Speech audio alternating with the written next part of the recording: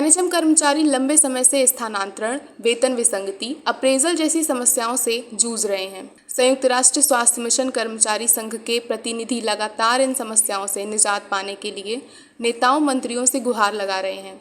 इसी सिलसिले में 17 जून 2024 को संघ का प्रतिनिधिमंडल उप मुख्यमंत्री ब्रिजेश पाठक से मिलने पहुंचा, जहां मुख्य रूप से स्थानांतरण, वेतन विसंगति, कोविड कर्मचारी, अप्रेजल जैसी समस्याओं को रखा गया। मुलाकात के दौरान एक बड़ा खुलासा हुआ जिसने एनएचएम कर्मचारियों को हैरान कर दिया। स्थानांतरण के विषय पर उप मुख्यमंत्री ब्रिजेश पाठक ने बताया कि भारत सरकार द्वारा स्थानांतरण पर किसी भी प्रकार का रोक नहीं लगाया गया है। एनएचएम कार्यालय से जानबूझकर स्थानांतरण न करने का प्रयास किया गया है।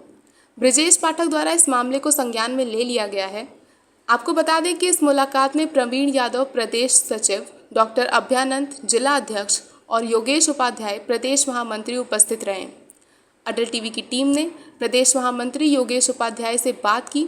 उन्होंने मुलाकात के बारे में क्या कुछ बताया, आइए आपको सुनाते हैं। योगेश जी, हमारे चैनल अटल टीवी पे आपका बहुत बहुत स्वागत है। जी धन्यवाद।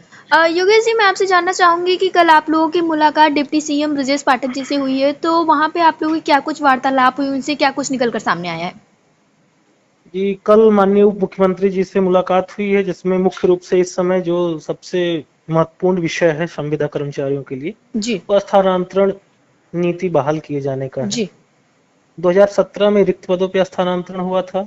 जी उसके बाद 2 बार 2021 में 2020 में म्यूचुअल पे भी स्थानांतरण हुए हैं। जी उसके बाद से विभागीय अधिकारी जो उच्च अधिकारी हैं हमारे, उनकी मनमानी कहेंगे जी या संवेदनहीनता है, जो उनके द्वारा हमेशा यही निर्देश हम लोगों को मिलता है जी अनुरोध किए जाने पे कि स्थानांतरण नहीं किए जाएंगे, या आश्वासन दिया जाता है और फिर धीरे धीरे मामले को टाल दिया जाता है। जी उस विषय पर विभागीय मंत्री माननीय ब्रजेश पाठक जी हैं, उनसे मुलाकात कल हुई थी। उनसे अनुरोध किया गया कि अन्य राज्यों में भी ट्रांसफर हो रहे हैं। जी भारत सरकार ने 2019 में भी मानव संसाधन नीति पे जो टिप्पणी करी थी जी उत्तर प्रदेश के, कि उस पॉलिसी में ट्रांसफर पॉलिसी होनी चाहिए, जी उन सब का हवाला दिया गया। जी और आज फिर एक पत्र लिखा गया है संगठन की तरफ से, जी जिसमें विभाग को, माननीय मुख्यमंत्री जी को, माननीय उप मुख्यमंत्री जी को, प्रमुख सचिव और मुख्य सचिव महोदय को उसमें प्रतिलिपि किया गया है कि जी अन्य राज्यों में, बिहार में, मध्य प्रदेश में जो भी स्थानांतरण नीति बनाई गई है उसकी कॉपी, जी 2024 में अभी मध्य प्रदेश में स्थानांतरण हुए हैं जी उसकी प्रतिलिपि, 2019 का जो मध्य प्रदेश सरकार, भारत सरकार का जो पत्र आया वो, जी ये ऐसे सारे दस्तावेज लगा के पत्र भी भेजे गए हैं और यही सारी जानकारी माननीय उप मुख्यमंत्री जी को कल दी गई है।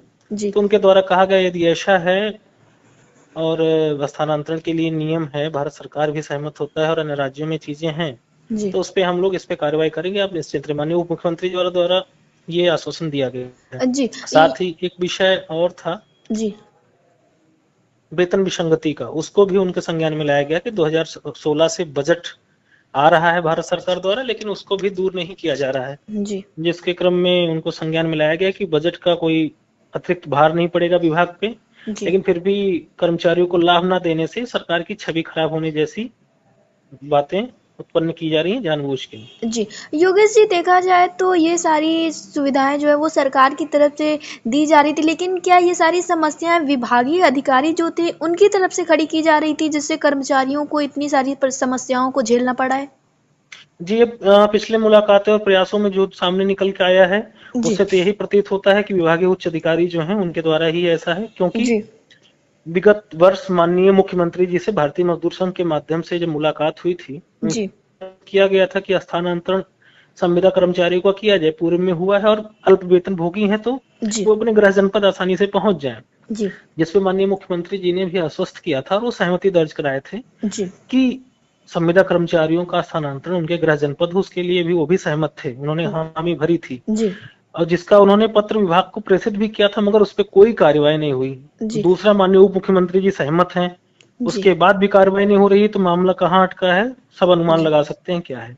जी, तो क्या इन सारी चीज़ों से विभागीय अधिकारियों को कोई फ़ायदा होता है? क्योंकि स्थानांतरण जो है वो एक छोटी-सी प्रक्रिया है। अगर आप दूसरी जगह जा रहे हैं, दूसरे जनपद में जा रहे हैं, तो वहाँ से भी कोई ना कोई आएगा, तो उस हिसाब से वो पोस्ट तो खाली रहेगी नहीं। तो क्या कुछ वजह है जिससे अधिकारी स्थानांतरण करने में इतना ज़्यादा नाटक कर रहे हैं?